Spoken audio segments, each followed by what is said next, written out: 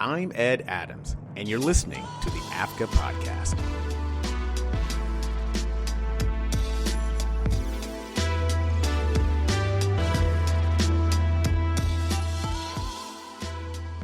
Welcome to another episode of the AFCA Podcast, and today we're discussing one of the most important figures in Black entertainment history you've probably never heard of.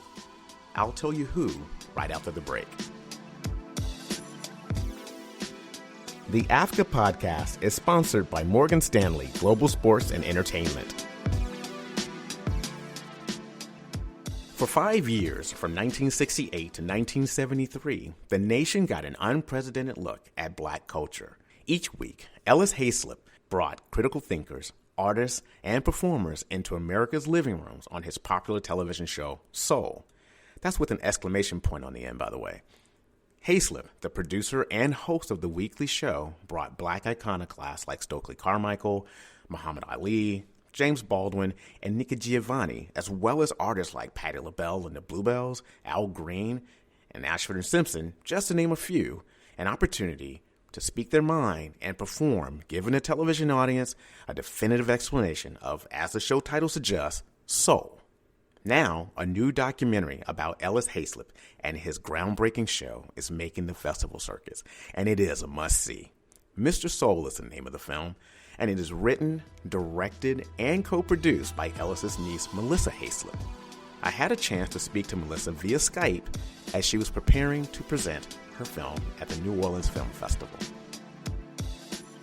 Thank you so much for taking the time to talk to me about your project, Mr. Soul. Of course. So happy to be here, Ed.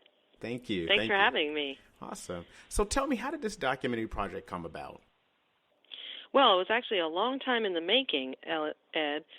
We started about 10 years ago, and with the idea of creating, actually started as a book. I thought this is an important idea about a television show that was really important in terms of the history and the annals of, the pantheon of television shows, if you will, but it's a little overlooked. So I thought it would be important to write sort of an academic book about the series. But then I realized, well, this is such a visual medium, and the show was so visual, and the importance of seeing Black culture on television was really the takeaway from the show. So I thought it's important to make a film about it so that people can see it. And these beautiful archival episodes, which have been in the vaults for 40, 50 years, needed to be brought to light. So I decided then and there to make a documentary about it. And it took a lot of research, a lot of time, a lot of fundraising, because we basically started from scratch. This is an unusual project in that we didn't have the support of a studio, and we didn't have the guarantee of a broadcast.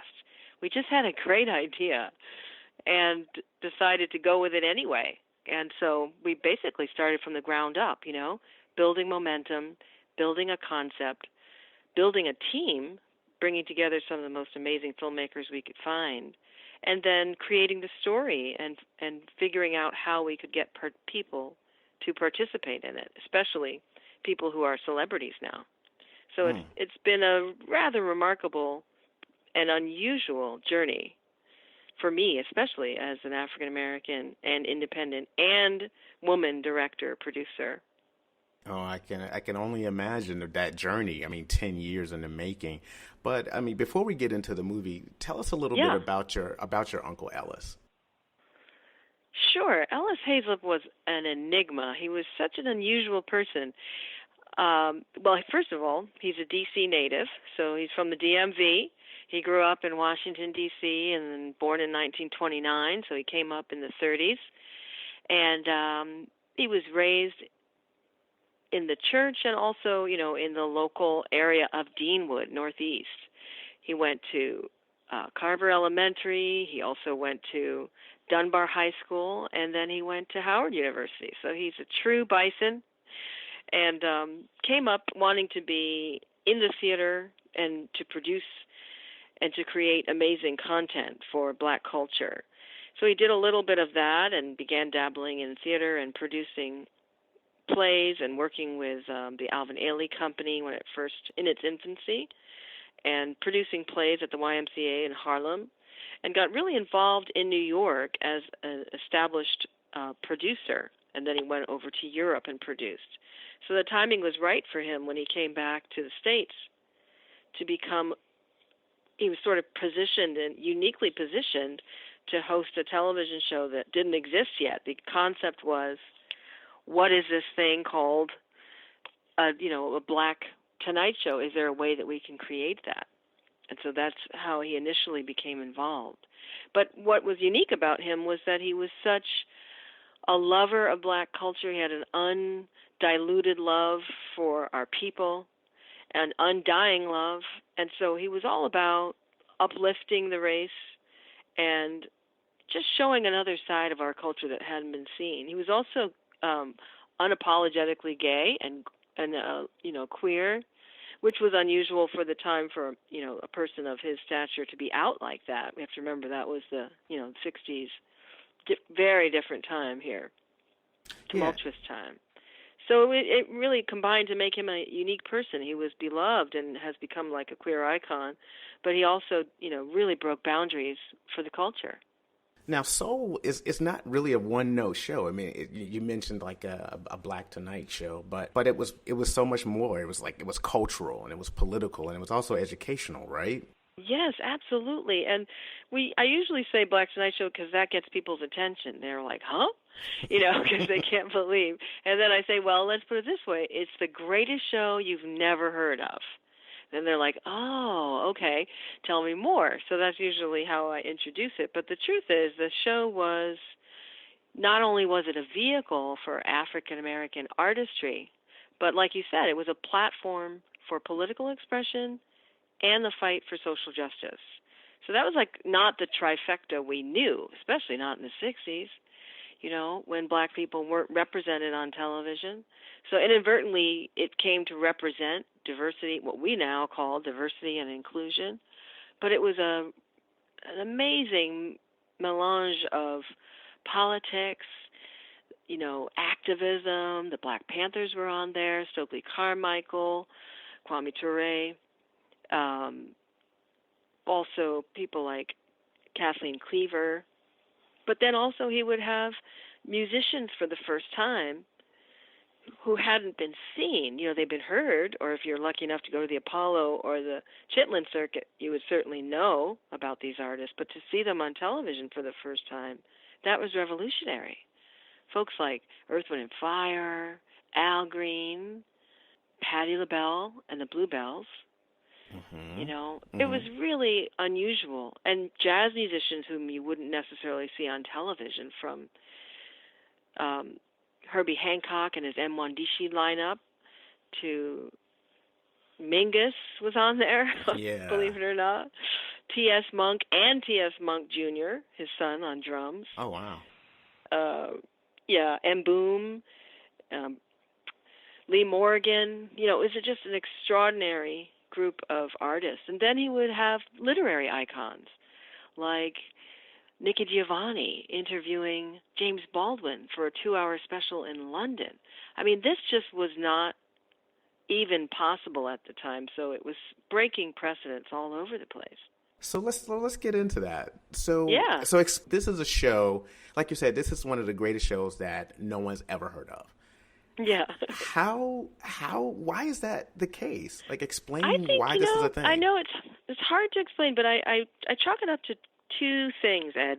Actually 10, but I'll break it down to 2. We don't have that much time. Okay, so there are 2 very big factors to consider. One is that the show was recorded live, which was unprecedented at the time and just kind of normal, because it was a local show that then had the advantage of falling under the Public Broadcasting Act of 1967, which was enacted in 1968. Then that's when the public broadcasting channels became, almost like a network. But it's not a network, but it was a group of channels that came together to form PBS. So what was a lot of PBS stations were doing was they had live television shows. This particular show was live, so it was very different from Soul Train. It came before Soul Train. But when you have a live show, the concept of preserving a live show in 1968 had not yet entered the public consciousness. The idea of preserving something that was live, just like, in the beginning of like television, the idea of watching sports on television was sort of fleeting. You would watch a game just like you would experience a game, and then it would be done. Mm-hmm. In the beginning, they didn't think about archiving those old games, which now, thank God, ESPN has made a fortune off of that with all their football stations and everything. Yeah. You can watch vintage games, and you can watch these epic games that have gone down in history. Well, the idea was the Soul show was live. They taped it after the first broadcast. They repeated it on Sunday nights, and then they threw it out. Wow. Because they figured, well, who's going to want to see a show that actually happened live, right? Who's going to want to see that because it's not live anymore? So they didn't really know to value that those shows needed to be archived as well. And the whole notion of preservation, like I said, hadn't yet come to the fore. Preservation really started in the late 80s mm-hmm. in terms of people realizing how important it was, especially to preserve film. But the concept of live shows was not really in the zeitgeist, preserving them. And so what would happen was they were on these clunky, 3-inch tapes, giant reels that were expensive and took up a lot of space, quite literally stacking them. So they would either destroy them, heartbreak as that is, tape over them, or they would simply be lost. So the first couple of seasons the first season had 39 shows, fantastic shows. The only reason they have access to 3 episodes from that season in 1968 is because a clip from the first episode, it was the very first musical performance with Patti LaBelle and the Bluebells. Mm-hmm. Ellis Haizlip thought to record that and keep it as a memento because he wanted to show it at the end of the year when they did a look back at their first season. Then there was also an episode from the fifth episode, which was fantastic, with the last poets mm-hmm. doing their incendiary poetry at the time. And that was submitted for an Emmy consideration, so that one got saved. And then the last episode of the first season, there are clips from that, and those are included in the film. It wasn't until like the end of the second season going on into the third, when the show was getting better, the artists were on the show were more famous, the production value started to increase, that they realized, wow, we should really keep these.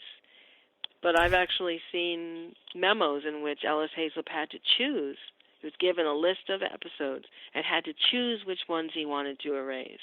Oh, my God. When I saw that, I was like, oh, my God, that's like Sophie's Choice. And, you liken that to what's happening now in current times in the issues of erasure of our culture. Absolutely. Materialistically, realistically, and hypothetically, So, yeah, so that's kind of why there aren't a lot from the very beginning. Okay. And then also the second reason I would say is because this moment and the advent of colored television, the beginning of public television, there was a lot happening. And so it all happened sort of before the 70s and before syndication became an idea, a concept. Mm-hmm. By the time we got to What's Happening and Sanford and Son and all the Flip Wilson and all the shows that were actually integrating the networks, syndication had begun. And so the other thing is, remember, they didn't have VCRs back then, so people didn't have a way of recording what they saw. So I think that whole sort of zeitgeist or combination of circumstances led to the fact that the show was kind of lost and forgotten in a way that it shouldn't have been. And then the presenting station, WNET, basically just kept it in their vaults. Remember, there's a lot of artists on the show, too, so to do anything with the content would require a lot of rights issues. Right. And so I also think that they were safely stored away because nobody could really afford to do anything with them. I mean, let's be honest. Rights and publishing rights, music rights, artist appearance, all that costs money. Absolutely. So it just kind of got tucked away, and the timing of it happening before the 70s made people sort of skip over it. And then once the 70s launched, that's when all the awareness kind of kicked in. So I really think it was just in that little pocket right before folks started to get savvy as to what was important. Does that make sense? It does. It does. It's tragic in a way, but it makes sense. It does make sense. It's interesting. Yeah, it's a combination of factors. I think also, let's be honest. Remember, it is about black culture, and there's a certain reluctance to value that, especially black art, music, and dance, at a time when, just post-civil rights and post-Jim Crow, folks weren't really checking for us, if you pardon the phrase. No, I do. I mean, the fact that this show... And not recognizing, dance, black dance especially, and culture, as being high art. It's taken so long for it to be qualified as such. And we all know this. But, thank God things are starting to shift and change. And we are demanding that shift and that change. Absolutely. But even now we have to fight for that in terms of equality of our, culture being perceived as high art and culture, when we all know we're doing the job leading the culture with the music and everything we do. Mm-hmm. And I think Ellis Haizlip knew that. He knew that black culture was American culture, that it didn't pull, it led the way and influenced everything. And we see that now. Absolutely. I mean, it's so obvious.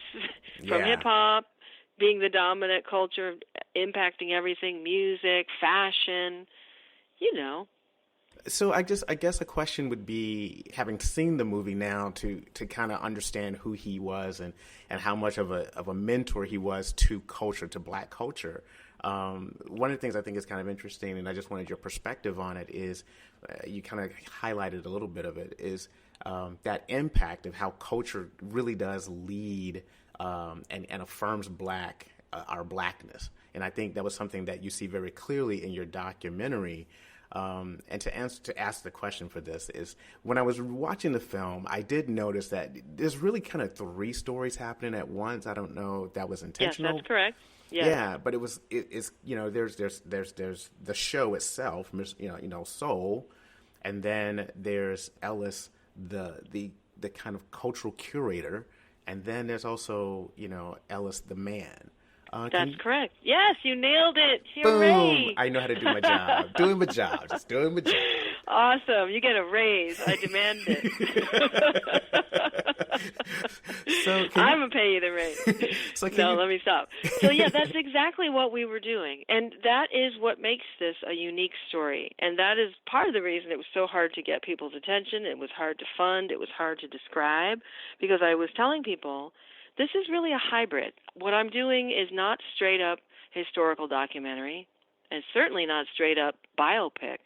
What I wanted to do was, I knew that Ellis Haizlip's personality and his place in the world uniquely impacted the caliber, quality, and pedigree of the show. So I said, we have to really, in effect, create a biography of the man and a biography of the show, and figure out how those two interweave.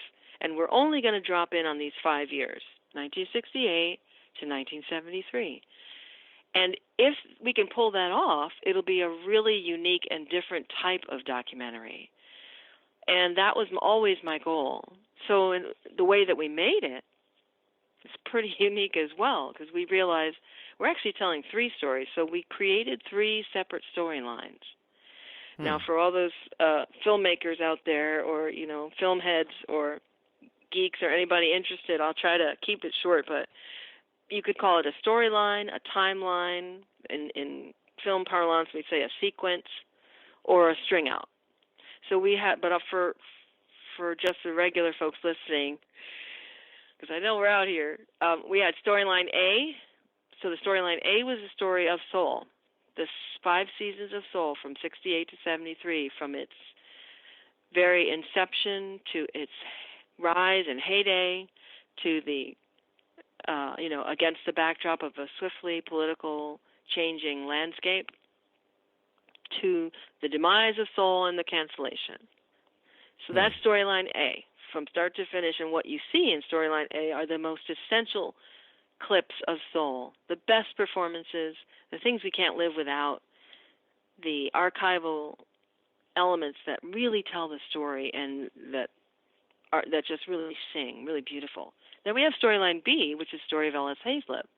Again, not cradle to grave, because that's not the doc we're making, but who is he in these 5 years? How does he go from being like a fish out of water, terrible host, reluctant host, to sort of putting his unique stamp on the show as the show changes and grows, and he changes as a man and evolves as a host? That's storyline B. The last one is storyline C. That would be the zeitgeist. What's happening in the culture? What's happening to the black folks? What is our journey in America? What's happening that impacts the show, that sort of changes how we see the show, from Vietnam to the women's movement to the black liberation to the Black Panthers and activism. So that zeitgeist is the 5 years from 68 to 73. So now we have 3 different storylines, and believe it or not, 3 different movies that we cut over the course of a year and a half. Oh, wow. And we had to figure out, how do we then collapse, as we say in film, how do we collapse those 3 stories into one story and find the salient points of all 3 and make sure that they match up? And that was the challenge. That's how we made the film. And that's why it took so long. Wow. In the edit room especially, because we had to be honest about, well, we have 3 different stories. How can we make them into one story? And so everything informs itself, and every clip and every song has to earn its way into this story. Does it help tell our story? I mean, yeah, I want to put 10 Al Green songs in there, but I can't do that. So can I have 2 Al Green songs? Can I just get one rib? What can I have here? So that was really key. Like, how are we going to choose? That Sophie's Choice analogy again. Mm-hmm. How do you choose? Do I have to choose between Al Green and Stevie Wonder? Or can I tell the story of soul and Ellis Haizlip and the journey of our people through music, through song, and through Ellis Haizlip's eyes? Oh, wow. And that's what we did. Okay. So since you've been on this journey for quite some time, I mean, we're talking about a decade of you really immersing yourself into understanding not just the show, but also, stories about your uncle. How has this affected your relationship with understanding him and his impact on the culture and this TV show? It's really broadened my world because, I've had to wear many hats. I'm the director of the film, but I'm also the producer of the film and also the writer of the film. But of course, you wear even more hats when you're an independent filmmaker and you have a very small team and usually not enough funding to pull it all together. So you end up doing everything and trying to figure out how you can get as much as you need to accurately tell the story and to also build relationships with people to help you tell that story. But the relationships we needed to build were between celebrities because everybody's famous now. And so that was a real challenge. But the beauty of a story that I learned about Ellis was that he had so many relationships anyway, that people loved him not for what he could do for them, but for the relationships that they had, which they treasured.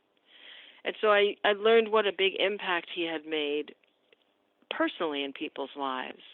And then when all I had to do was ask them to tell the story, they were right back there immediately in the present tense. That blew me away. That really surprised me that people's feelings were right underneath the surface.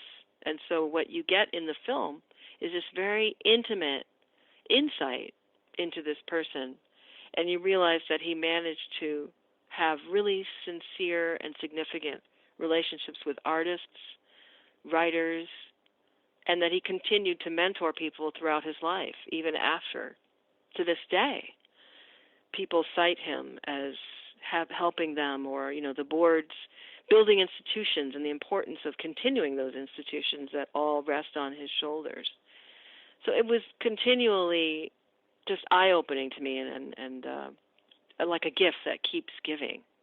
Oh, wow. I learned something. I still learn something new about him every day, and I just am amazed at his capacity for love and for our culture. So I'm so happy the film is coming out so people can see that. Not to pat him on the back, but to see how we can impact one another and how we can make change, because we really need that today, and that's why this story is important today. All of our stories are important, really. Yeah, yeah. Wow. But especially now in terms of this horrible administration that we're in and the representation that we're lacking, the freedom and the erasure that's going on and the appropriation of our culture, we need to be reinforced like this. Yeah. We need to know that there was always black excellence, not just now that we're not it's a hashtag. No, that we were always beautiful and we were always excellent, and we need to do that again now.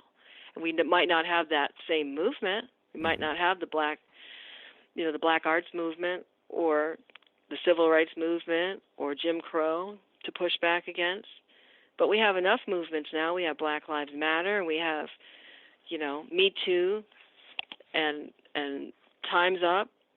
But again, we shouldn't just need movements and hashtags to move us forward. We have to realize how much we really contribute to this culture at large.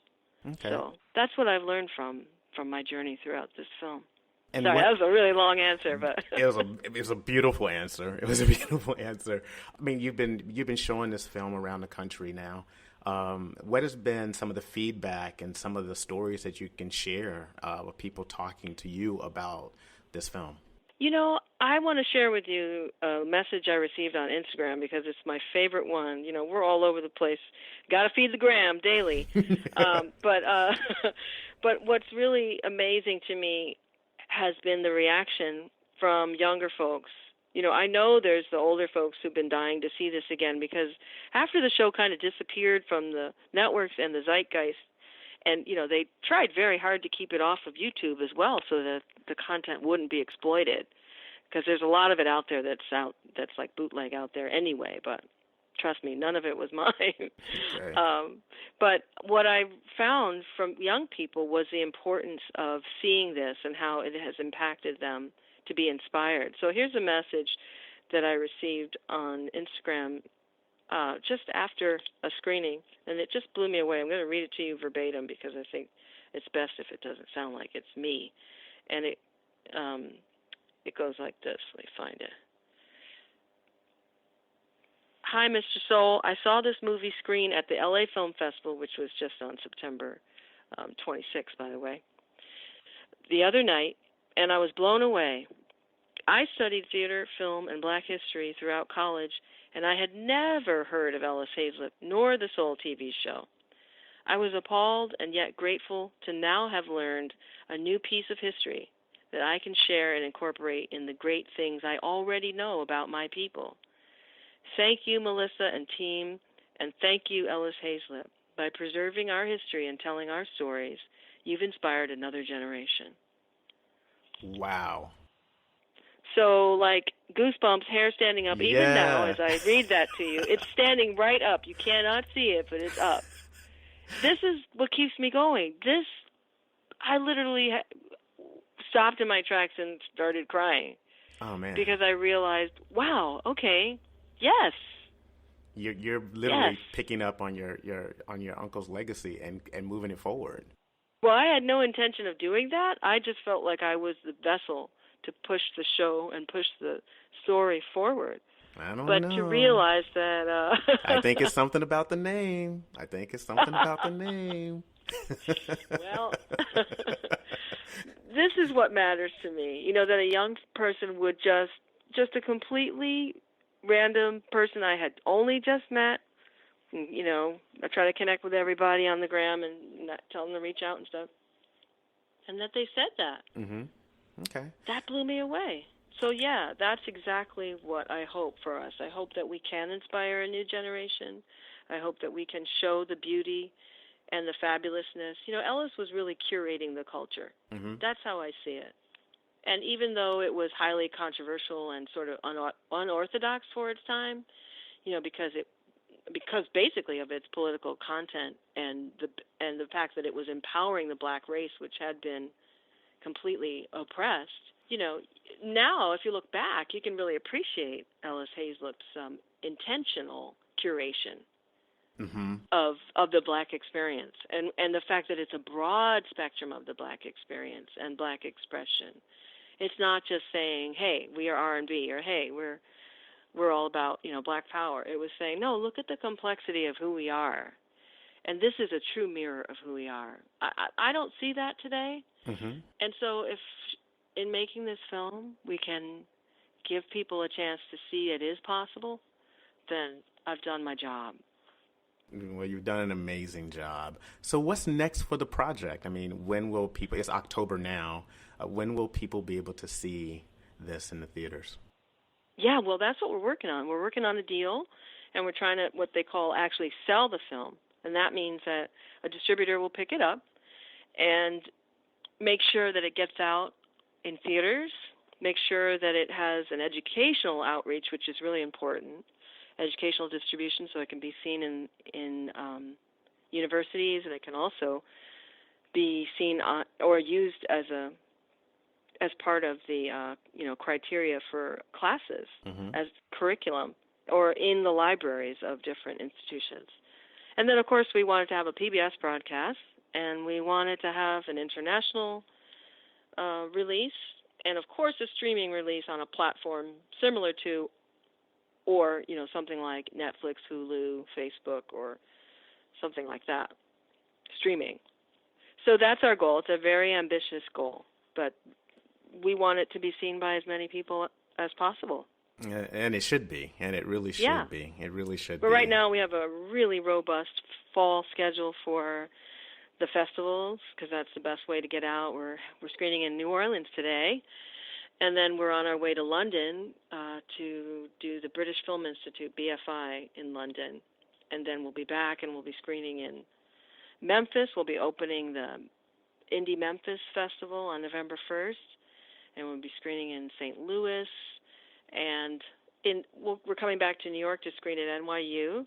So we have a lot of really great screenings coming up. The best way to keep up with that is on our Instagram page, or Twitter or Facebook, and our website is being updated. Okay, awesome. So you can find us at Mr. Soul the Movie just about anywhere. Okay, good to know.